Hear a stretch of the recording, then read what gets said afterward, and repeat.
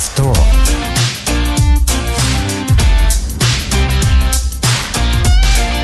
Irama Live Talk 88,5 Irama FM, top lagunya pasti infonya. Hai halo, gimana kabarnya? Selamat pagi buat Anda pendengar Irama FM pagi hari ini. Semoga menjadi pagi yang cerah, pagi yang bahagia, pagi yang menyenangkan dan lain sebagainya.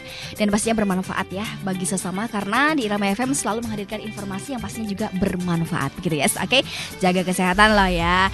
Baiklah, bersama RSUD Dr. Citra Wardoyo. Seperti biasa kita hari Kamis, hari yang manis ya untuk Anda semuanya. Semoga dilancarkan, dimudahkan dan lain sebagainya. Dan saya artinya tidak sendiri di sini ya. Sudah hadir narasumber kita yang akan menemani saya pastinya dan juga memberikan informasi yang bermanfaat, pencerahan buat Anda semua pendengar Irama di mana aja berada begitu ya. Oke. Ini temanya agak sedikit bikin lidah tuh gimana gitu ya.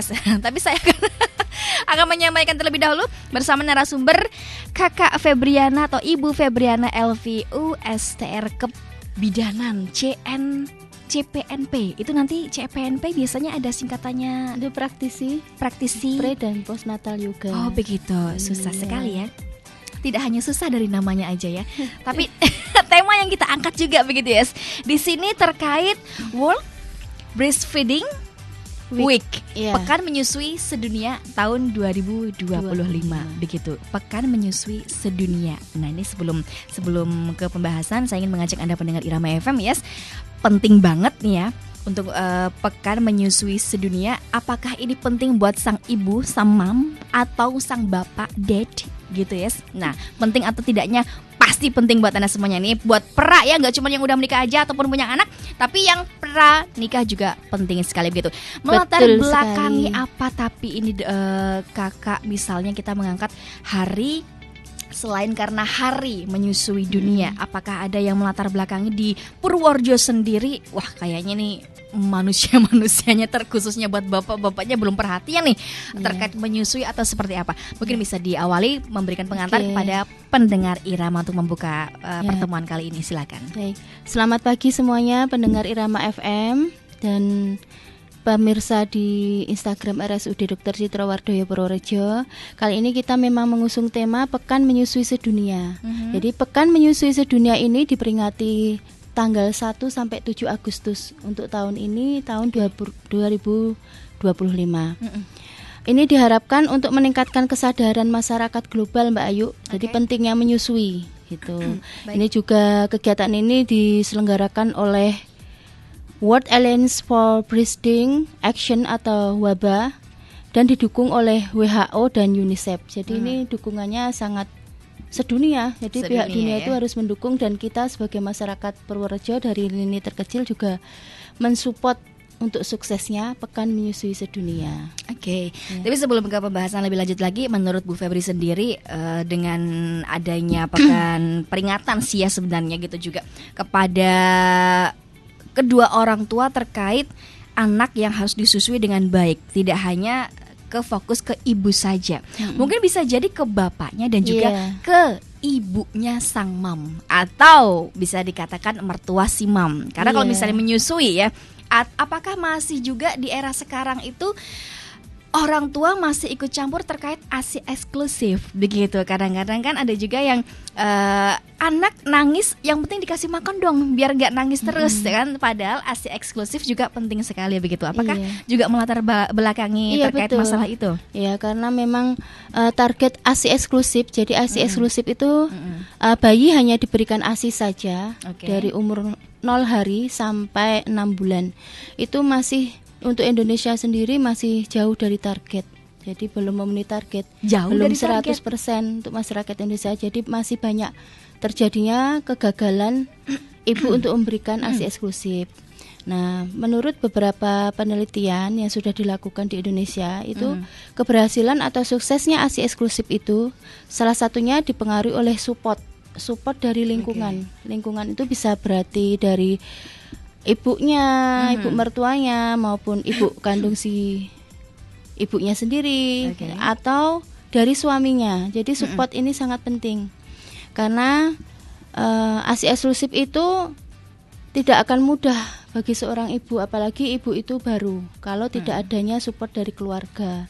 Jadi tentunya dengan pekan menyusui sedunia ini diharapkan semua masyarakat di dunia ini, baik dia yang berperan sebagai ayah, berperan sebagai mertua maupun berperan sebagai orang tua di sini, dalam halnya kakek atau nenek atau saudara yang lain, itu bisa mendukung ibu memberikan ASI eksklusif. Salah satunya yaitu mensupport, kamu bisa memberikan ASI eksklusif. Jadi disinilah kurangnya support itu menyebabkan terjadinya kegagalan pemberian ASI eksklusif. Oke, jadi sebenarnya kalau tadi sudah dijelaskan juga ya tujuannya dalam peringatan tahun ini begitu. Selain untuk bersama-sama mendukung ibu agar berhasil menyusui, sebenarnya yang lebih lengkapnya lagi, lebih efisien lagi dan sebagainya, tujuan peringatan diadakannya Hari Sedunia, apalagi menyusui kan itu hak menyusui, ya udah emang wajibnya orang ibu ataupun itu orang tua menyusui, ya udah ngapain ada peringatan segala begitu. Oh iya, ya ini peringatan tahun ini mengangkat semangat untuk mendukung menyusui, mewujudkan generasi sehat. Nah, tujuannya itu ya mengajak semua keluarga, tenaga kesehatan, dunia kerja dan pemerintah untuk bersama-sama mendukung ibu agar berhasil memberikan ASI eksklusif.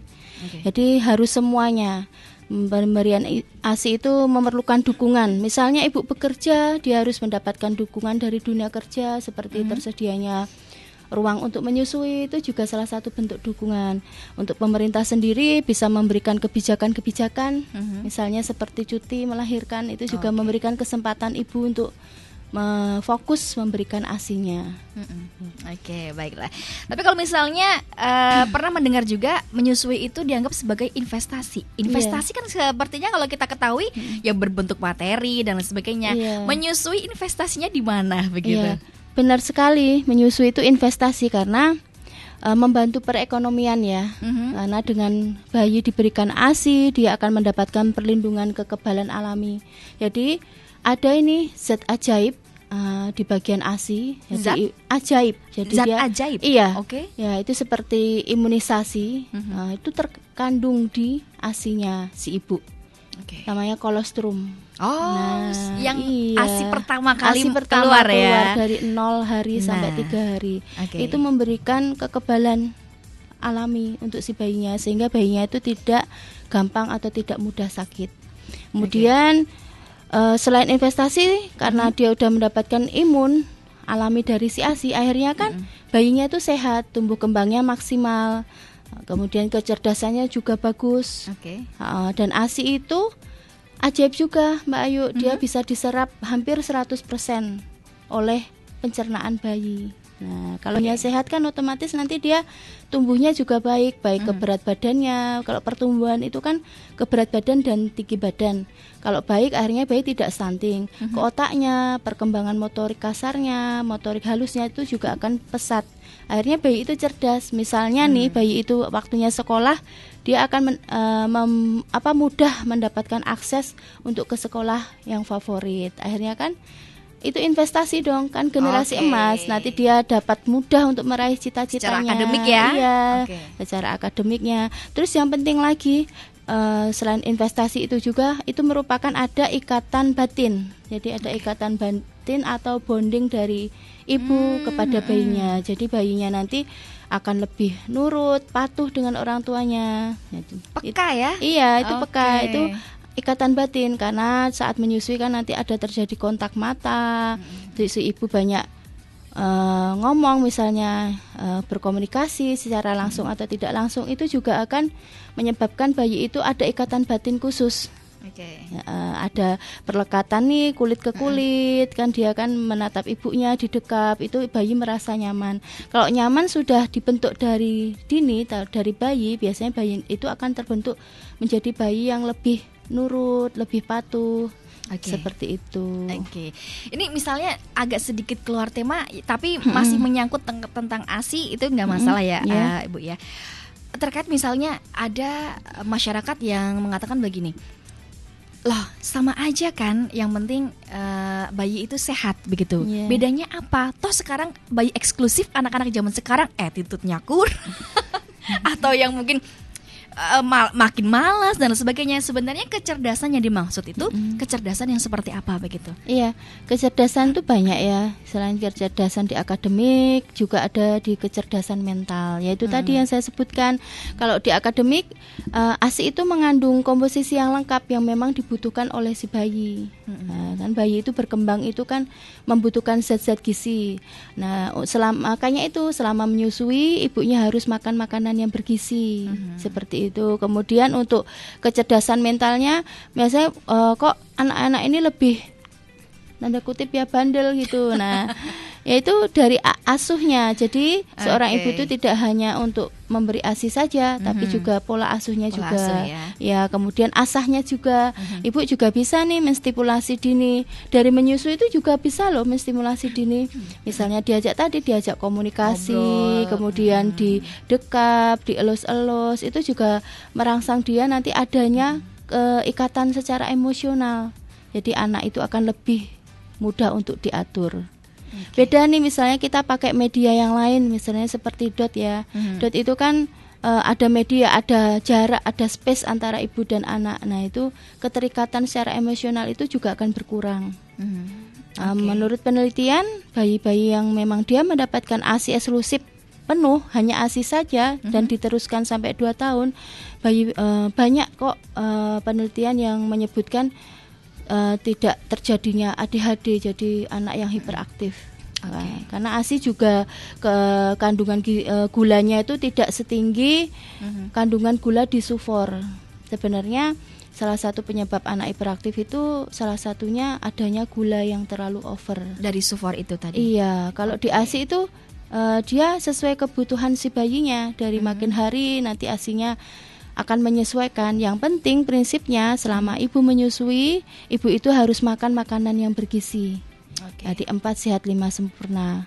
Untuk nasinya aja tuh bisa untuk karbohidrat 6 porsi, sayurannya tuh 4 porsi. Ini sehari loh. Padahal kalau yang ibu-ibu yang nggak nyusui itu 3 kali kan, ini 2 kali lipatnya. Berarti berapa? 6. Iya, jadi ASI itu apa yang dimakan dan diminum ibu. Itu nanti akan menjadi kualitas si ASI apa itu. Yang dikonsumsi ya Bu iya, ya. Betul.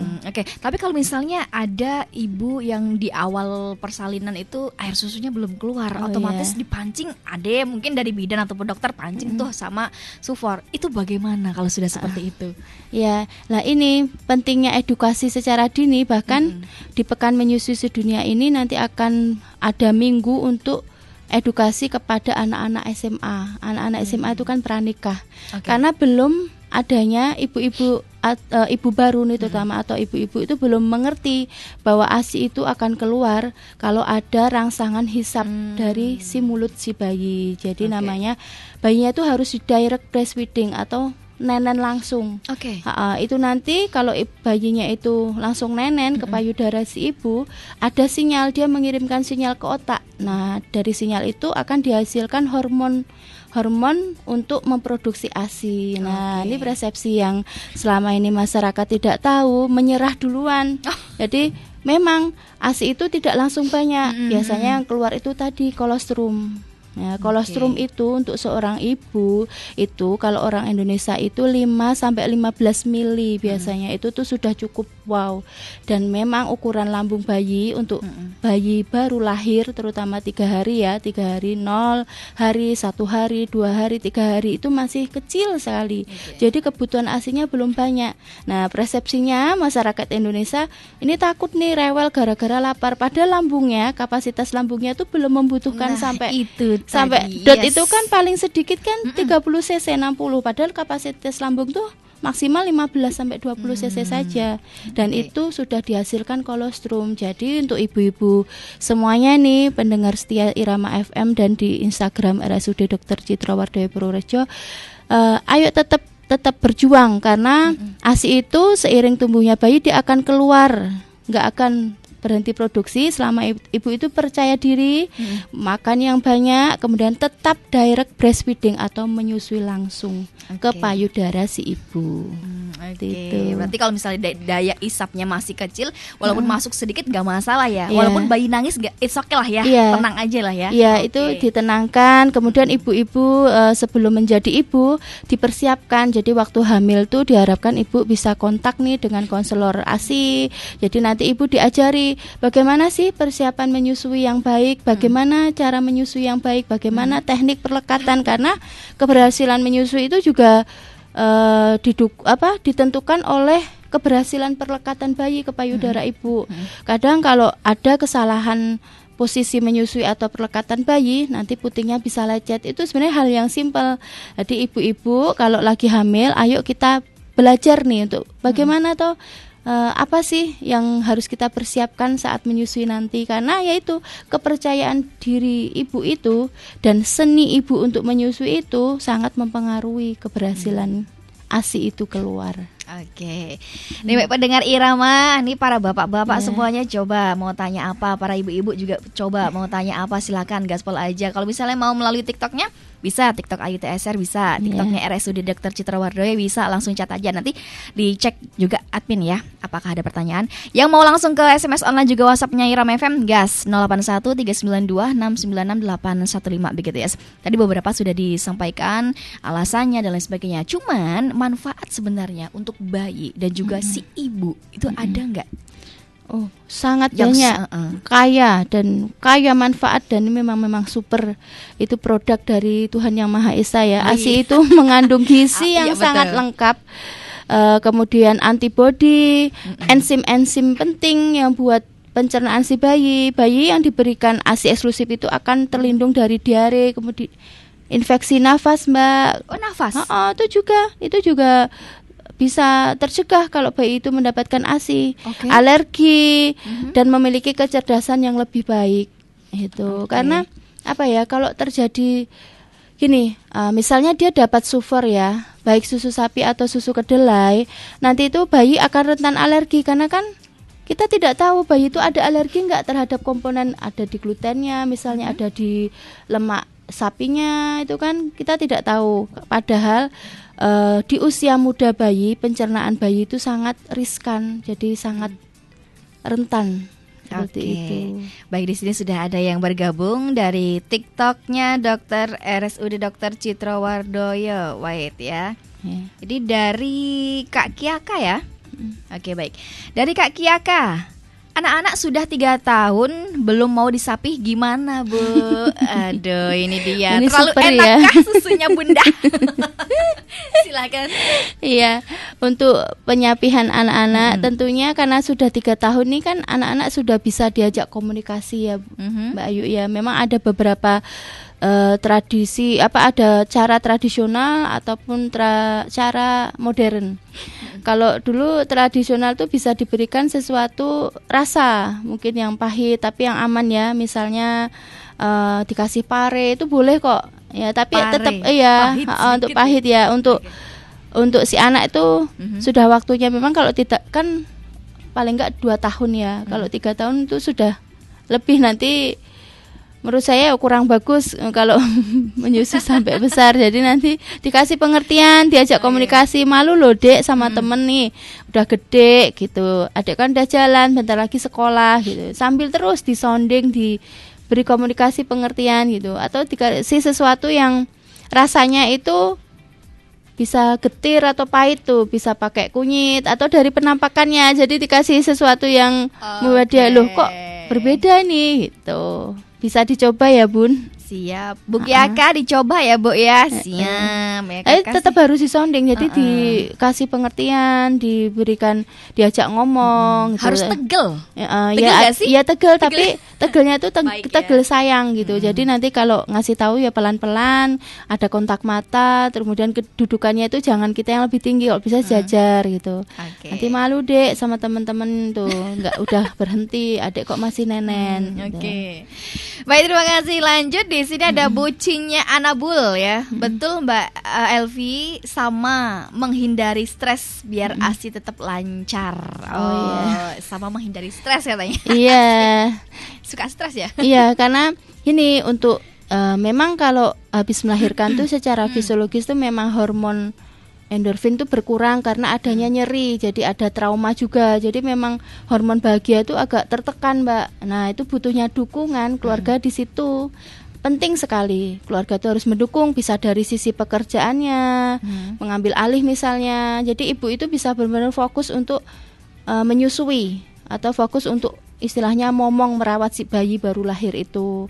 Lalu kemudian butuh juga kok healing juga, diajak jalan atau spa. Sekarang kan banyak ini ya, spa habis melahirkan boleh kok. Yang penting spanya itu dengan terapis yang memang dia terlatih, jadi dia tahu mana yang harus boleh dipijat, mana yang nggak boleh dipijat. Oke. Penting ke salon pun untuk perawatan boleh. Boleh ya. Kalau udah melahirkan tuh misalnya mau krembat itu boleh, itu juga menimbulkan hormon endorfin.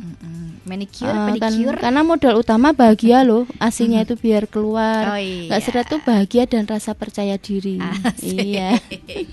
Oke, silakan Bunda Bucin ya, mau spa, mau apa namanya, potong rambut, manicure, pedicure ya kan, ancur. Boleh. Kalau ancur jangan. Hancurkan bau badannya gitu kan.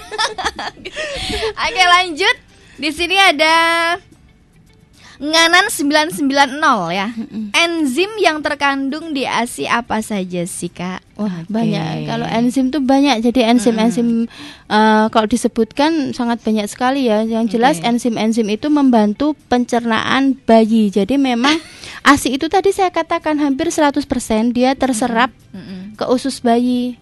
Makanya anak-anak ASI dia jarang ya obesitas, tapi berat badannya kalau diukur secara grafik pertumbuhan di kartu KMS itu dia akan cenderung naik, grafiknya naik gitu, karena tadi dia nggak alergi, akhirnya dia nggak diare. Kalau dia nggak diare kan berat badannya nanti bagus, stabil.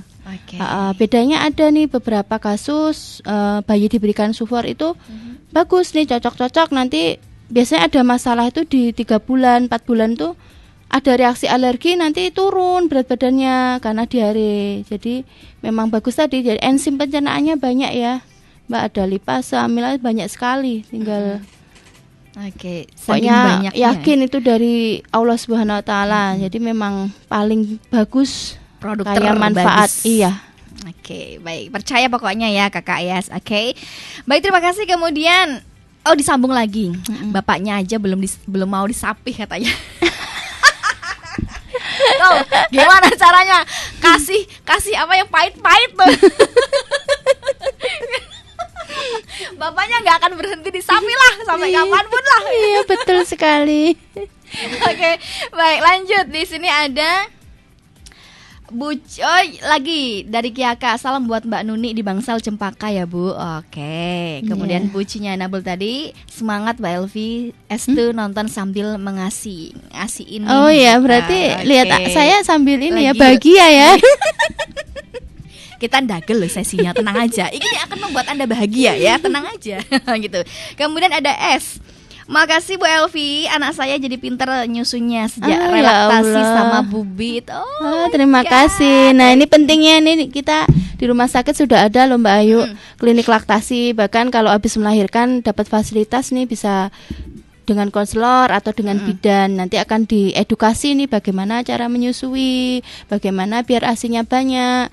Bahkan nanti ada beberapa diberi pijat juga. Jadi kalau memang ASI yang berkeluar, nanti kita bantu untuk melakukan pijat laktasi. Ini RSUD Citra Wardoyo komplit, Bunda. Siap. Ya, silahkan bersalin dan melahirkan dengan bahagia di Rumah Sakit Umum Dr. Citra Wardoyo. Kalau lagi galau menyusuin langsung aja datang ke sana. Iya. Bu, ngapain mau nyusuin? Biar seneng gitu. Iya, nggak apa-apa. Kemarin saya dapat klien, dia memang curhat. Nah, ternyata kasusnya body shaming, jadi mau makan banyak takut gemuk. Itu juga pentingnya support nih dari pasangan. menyusui tidak usah takut gemuk karena nanti kalorinya akan larut di ASI dan untuk dedeknya makan yang banyak ya Bunda. Nah ini dan para variatif bapak juga ya, jangan aja mengejat lemu banget apa Bisnairan tolong nih bapak-bapak didukung. Nanti kalau sudah 2 tahun pemberian ASI boleh deh nanti untuk ke body goal ya. Siap Kak. Oke Kakak, terima kasih Kakak yang sudah gabung. Nanti kalau misalnya mau bergabung lagi ditunggu buat Anda semuanya gitu. Nah di sini kalau misalnya ya dari menyusui, sebenarnya apakah bisa juga melindungi penyakit, mungkin penyakit kronis atau penyakit apa gitu? Bisa. Iya dong. Kalau dari si ibu menyusui itu bisa mencegah terjadinya kanker payudara atau kanker yang lainnya. Karena saat menyusui itu kan ada hormon yang otomatis berproduksi. Kalau hormon itu disalurkan atau dipakai oleh tubuh si ibu, akhirnya kan menekan sel-sel tertentu untuk tumbuh, jadi bisa mencegah tumor payudara, bahkan untuk kesehatan rahim itu juga nyambung. Jadi ada hormon, dia namanya itu hormon oksitosin dan itu dihasilkan saat si ibu itu menyusui. Itu bagus sekali untuk kesehatan rahimnya. Jadi membantu pemulihan rahim pasca melahirkan. Nah, jadi ibu-ibu menyusui itu sangat sangat wow banget karena ibunya juga sehat, anaknya juga sehat. Oke. Bu Febri, kemarin waktu aku posting flyer itu ya, dari itu dapat salam tuh dari Bu Camat, bener. Oh ada iya. Bu Vivin gitu. Oh iya, salam buat Bu Vivin. Bundanya Beza. Oke, semoga bisa mendengarkan informasi ini ya Bunda ya. Thank you. Kita lanjut lagi ke topik pada kesempatan hari ini gitu ya. Tadi sudah disampaikan apakah bisa menyusui itu melindungi dari penyakit kronis, dan jawabannya ternyata bisa banget karena memang itu produk yang spesial langsung dari Tuhan Yang Maha Esa. Betul sekali. Tapi terkait prinsip dasar nih, dasar teknik menyusui dan mungkin tantangan apa aja nih yang sering dialamin sang ibu begitu? Yaitu biasanya yang sering saya temui itu pada ibu-ibu waktu menyusui itu masalah puting susu lecet, kemudian ASINya belum keluar di hari-hari awal. Tadi yang saya sebutkan, bayi bingung puting karena dia sudah diintervensi, dikasih media misalnya seperti dot, itu jadi bingung nih, ini mana nih ibu saya, yang dot kah apa yang payudara. Sebenarnya pemicunya dari pemakaian dot itu. Makanya nih ibu-ibu bisa nanti dilihat tuh di buku KIA-nya masing-masing itu Kemenkes itu merekomendasikan untuk pemberian ASI itu dengan cangkir atau dengan cup feeder. Karena memang menurut penelitian kalau menggunakan dot atau silikon itu memang memicu bayi itu bingung puting, bahkan sampai ke panik puting. Akhirnya lama-kelamaan dia nyaman di dotnya, akhirnya dia ke payudara untuk direct breastfeeding atau menyusu langsung itu bayi itu seperti bekerja keras. Nah, makanya bayi-bayi ASI itu juga lebih cerdas karena dia berjuang di situ. Untuk menghisapnya itu kan ada usaha, ada effort yang lebih dibandingkan dengan media dot. Tuh, kemudian untuk tantangan itu biasanya rasa insecure atau rasa kurang percaya diri karena banyak trigger-trigger yang negatif. Jadi kok ASINya bening, kok ASINya seperti ini. Jadi ibu itu kurang percaya diri. Itu salah satu juga tantangan nih ibu-ibu. Terus kemudian banyak ibu-ibu juga nih, ibu-ibu Gen Z yang menyerap informasi itu dari medsos yang menurut saya kurang ilmiah ya. Jadi orang bikin konten tidak didasarkan dengan teori yang ilmiah faktanya. Gitu ya. Jadi mereka sedot semua langsung, akhirnya mereka bisa insecure atau mereka bingung sendiri. Jadi kalau ada apa-apa jangan-jangan overthinking, jadi jangan-jangan ini ya. Itu juga tantangan loh saat menyusui untuk masa sekarang. Beda kalau dulu kita kan belum banyak medsos ya. Atau bahkan saya pernah nih mendapatkan klien itu, saya tuh kok lihat itu di medsos tuh kok pada bisa pumping sampai sekulkas gitu. Padahal kan tujuan menyusui itu bukan menyusui ke kulkasnya. Jadi iya. Jadi dia insecure. Kenapa saya nggak banyak? Jangan-jangan anak saya nanti kekurangan. Padahal ASI itu on demand. Jadi sesuai permintaan si bayinya. Selama bayi itu untuk awal-awal tiap 1,5 sampai 2 jam dia menyusui dan ibunya makan yang bergizi itu sangat mencukupi. Jadi ibu-ibu nggak usah terus, aduh kok down nih, kok aku nggak banyak, itu beda-beda memang. Oke, terkait kulkas nih, menarik nih ya kan. Kadang-kadang kan saking sibuknya si bunda karena kerja dan lain sebagainya itu kan menampung air susu itu di kulkas berapa hari, saking banyaknya teret-teret gitu. Itu masih ibarat kata kalau manfaat pasti bagus ya gitu kan. Tapi ada perbedaan nggak di situ? Apakah memang lebih baik harus dari ibu langsung atau memang boleh kalau dari komposisi ASI sama, yang penting cara penyimpanannya benar. Kalau perbedaan untuk kandungan ASI sih tidak ada. Aman berarti ya? Aman, sangat aman. Yang penting penyimpanannya benar, kemudian penyajiannya benar, itu nggak ada yang salah. Nggak harus dipanasin dulu atau? Iya, ada, harus dihangatkan. Kalau dipanasi enggak, jadi dihangatkan saja, bisa direndam dengan air panas sebentar. Jadi nanti turun misalnya dari freezer diturunkan ke bagian bawah, jangan langsung ya. Nanti biar perubahan suhunya itu enggak drastis. Kemudian dari bawah keluarkan ke suhu ruang sebentar, agak mencair, celupkan. Kalau ibu-ibu baru sekarang tuh udah pakai alat canggih Mbak Ayu, jadi mereka punya warmer atau penghangat ASI itu disesuaikan suhunya. Kan paling perbedaannya itu ya ikatan batin aja. Kalau disusui langsing itu kan ada keterikatan secara emosional. Kalau dengan ASI perah tapi untuk ibu bekerja pun tidak salah memberikan ASI perah, itu juga sudah luar biasa loh perjuangan ibu-ibu bekerja. Dia harus harus melakukan breast pump atau pumping di sela-sela dia bekerja gitu. Jadi udah wow banget. Jadi memang saya sangat salut dengan ibu-ibu berjuang, ibu bekerja dia tetap memperjuangkan ASI sampai 6 bulan, itu luar biasa dan itu tidak ada yang salah. Iya. Baik. Salam sapa nih Mas Gusti. Lupa aku dari mana nih Mas Gusti? Bali atau dari mana lupa saja, Jawa Timur atau Bali saya lupa gitu ya. Kemudian ada Mas Poyeng juga. Ada yang tanya juga di sini, saya baru lahiran 2 bulan yang lalu. Kok nggak keluar ASI-nya? Kenapa? Kenapa Kak pakai susu sambung akhirnya?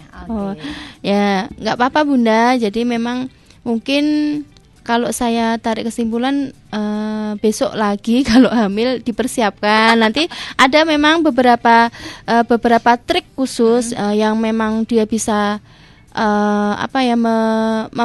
membuat terjadinya produksi ASI. Jadi memang bisa dengan pijat laktasi, bisa dengan manajemen laktasi. Misalnya nanti ibunya itu mempersiapkan dengan makannya bagaimana, terus besok kalau macet tuh harus bagaimana, bisa dengan dipijat oleh suaminya, pijat oksitosin, itu juga membantu keluar.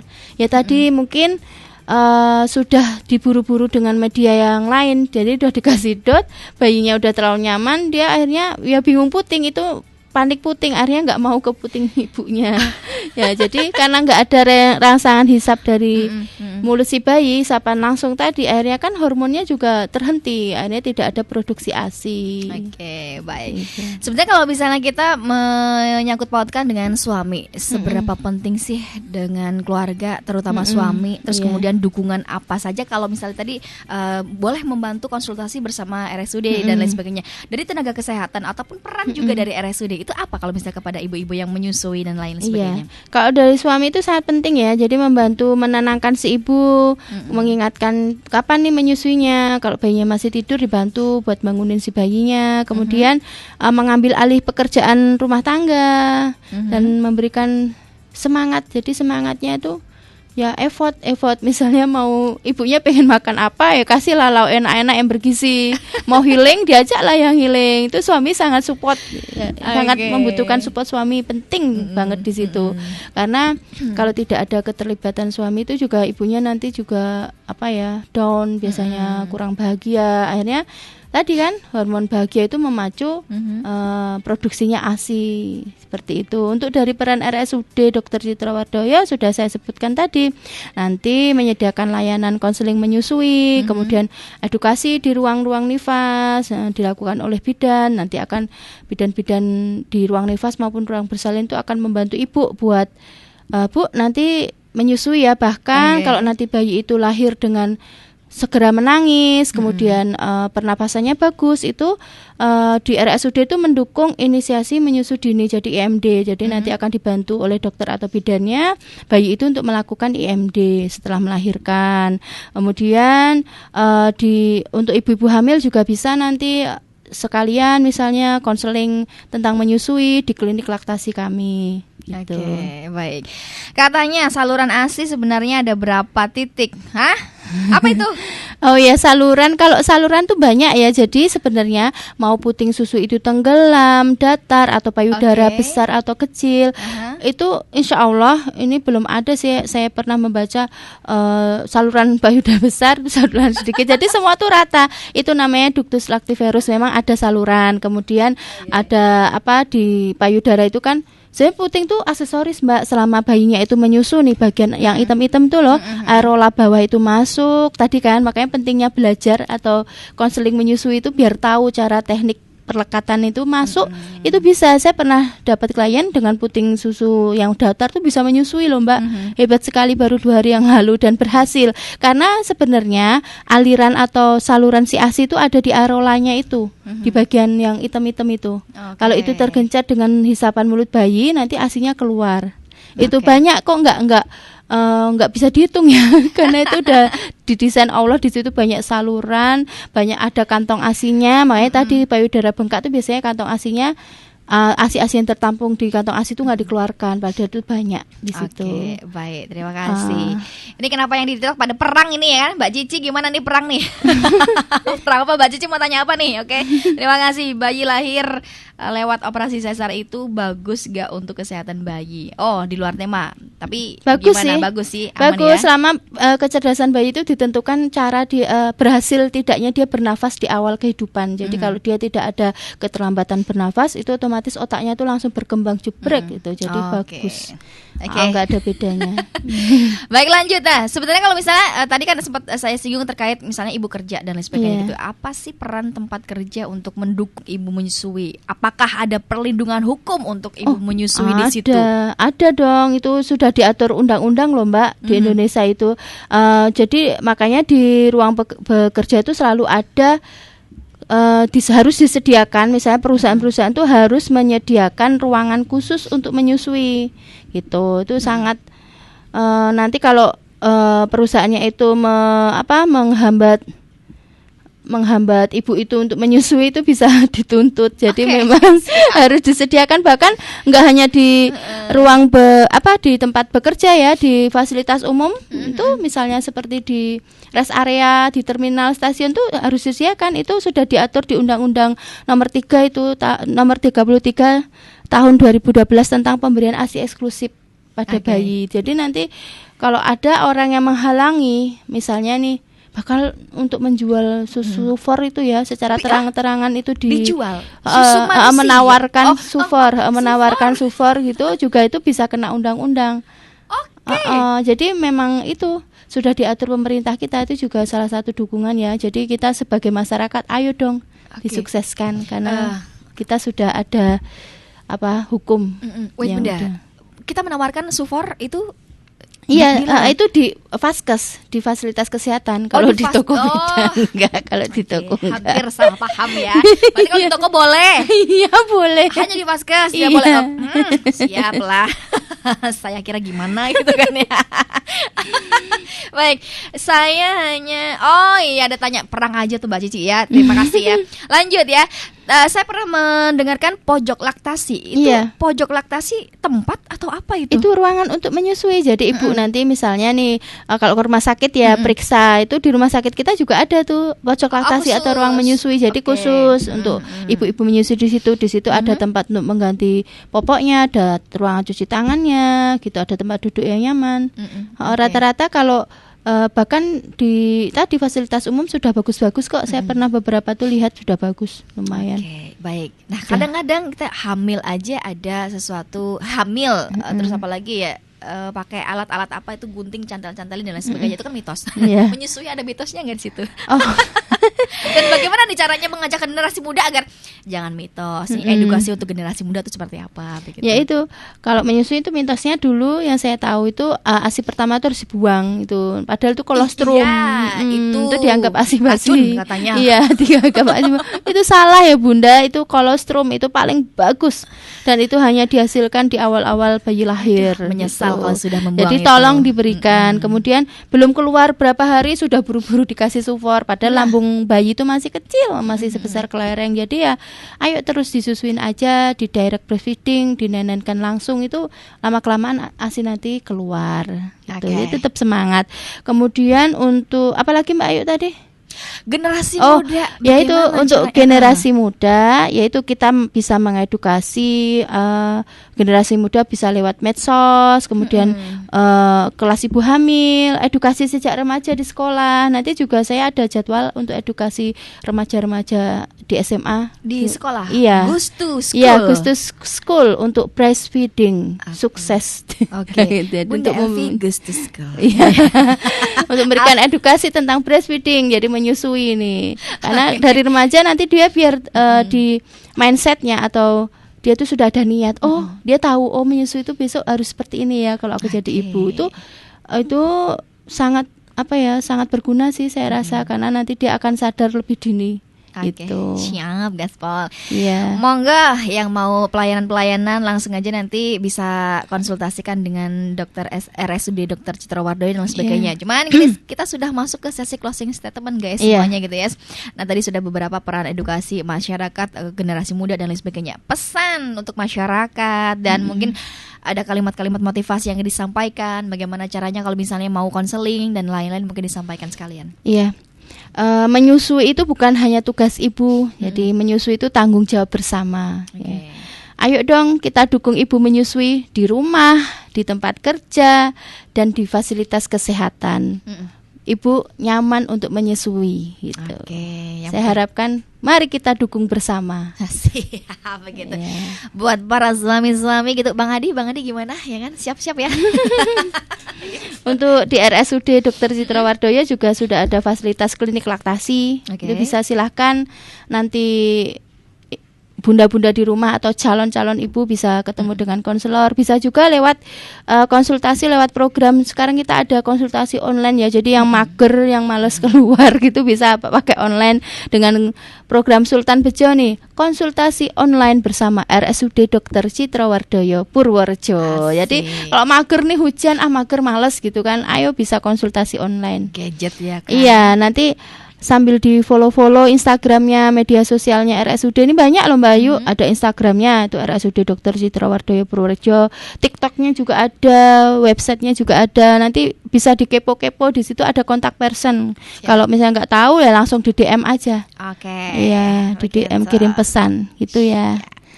Siap, terima kasih sudah memberikan motivasi, pesan-pesan dan lain sebagainya gitu, ramai gitu ya di TikTok RSUD, di TikTok saya dan juga di SMS online juga WhatsApp yang sudah menyimak. Thank you sekali lagi.